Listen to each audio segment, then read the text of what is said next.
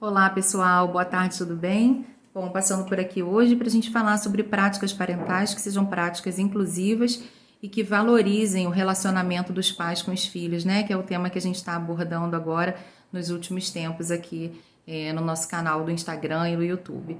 Bom, a gente está vendo aí no Brasil, infelizmente, um aumento enorme, né, do número de violência contra crianças e adolescentes. Infelizmente, violência contra criança e adolescente sempre existiu, né?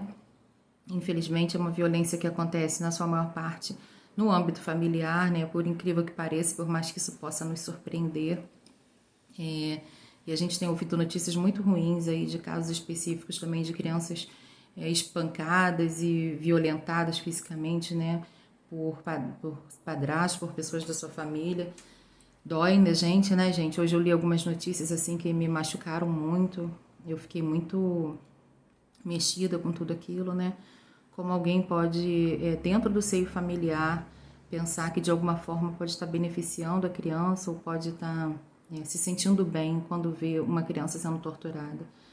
Mas enfim, o que é ser um bom pai e uma boa mãe, né? Então a gente vai falar sobre isso hoje, como que a gente começa, como que a gente consegue fazer uma educação onde a gente não precisa encostar a mão nos nossos filhos, não precisa gritar, não precisa agir tão instintivamente, né, tão baseado nas nossas emoções, onde a gente pode respeitar, onde a gente possa respeitar os nossos filhos nas suas dificuldades, nas suas individualidades, entender que eles não são nossa propriedade, apesar de ser nossa obrigação educar os nossos filhos, formar cidadãos, eles não são a nossa propriedade, né?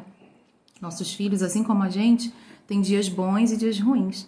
Nossos filhos ficam irritados, eles ficam cansados. Só que a gente, ao longo da nossa vida, criou um repertório, ou deveria ter criado um repertório, onde a gente consiga expressar isso através das palavras. E nossos filhos muitas vezes não conseguem, então eles expressam através do comportamento.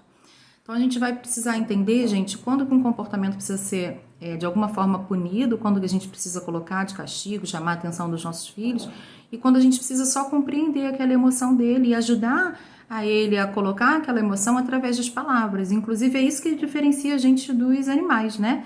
A gente consegue expressar as nossas emoções através das nossas palavras. Então, a primeira forma da gente conseguir educar os nossos filhos de uma maneira respeitosa, de uma maneira participativa, é cuidando da maneira como a gente fala, né? Já que a gente que é o principal modelador ali na vida dos nossos filhos. Então, a gente pode basicamente se comunicar com os nossos filhos de três maneiras diferentes. A gente pode se comunicar de uma maneira agressiva, de uma maneira assertiva e de uma maneira passiva. Então, o assertivo é aquele que acerta a maneira dele de falar, né? Ele não acerta sempre, mas lembra que assertivo remete a acertar o alvo. Então, ele fala num tom adequado. Ele toma cuidado com a expressão facial quando ele fala, né? Porque às vezes a gente não fala, mas a gente faz as caras e bocas todas do que mostram o comportamento, mostram o que a gente está sentindo. O assertivo espera a hora certa de falar. Então, se você está vendo que teu filho está desregulado, que ele está bem, não é a hora certa, às vezes, de chamar atenção ou de corrigir o comportamento dele. O assertivo é aquele que ele fala com a responsabilidade de pensar se a comunicação dele está sendo entendida pelo outro, né? E o assertivo também controla as próprias emoções. Então, quando eu quero chamar a atenção do meu filho por alguma coisa que ele fez e que não foi legal, eu controlo o meu tom de voz, eu controlo a expressão do meu rosto, e eu controlo aquilo que eu falo também. O agressivo, gente, é aquele que ele fala tudo que ele quer, do jeito que ele quer e que depois ele conserta. Então, o que ele quer mesmo naquele momento é expressar a raiva dele. Então, ele fala de um jeito mais imperativo, ele aponta o dedo, ele fala dos erros do filho, né? Você é um incompetente, você é burra, você não tá percebendo? Eu já falei com você 1000 vezes. Ele aumenta o tom de voz, ele fala muito dele mesmo, né? Assim, sempre o que ele quer, do jeito que ele quer e na hora que ele acha mais oportuna. Então, vale a nossa reflexão de pensar se a gente está sendo assertivo na comunicação com o nosso filho ou se a gente está sendo agressivo em algumas das nossas falas, né? E o passivo, gente, geralmente é aquele que é mais negligente, né? Ele deixa passar, né? Às vezes ele fala assim, queria tanto que meu filho fosse obediente, mas ele não consegue chegar para o filho e dizer, filho, você não precisa falar com esse tom de voz com a mamãe. Filho, vamos falar mais baixo um com o outro?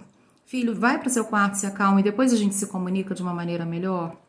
Então, o passivo, ele acaba sendo negligente na comunicação com o filho, né? E não é a maneira mais correta e mais adequada, né? Se a gente quer que o nosso filho tenha um repertório, a gente precisa ensinar esse repertório para eles, né? Não são os professores, não são os amigos que têm que ensinar, é a gente dentro de casa.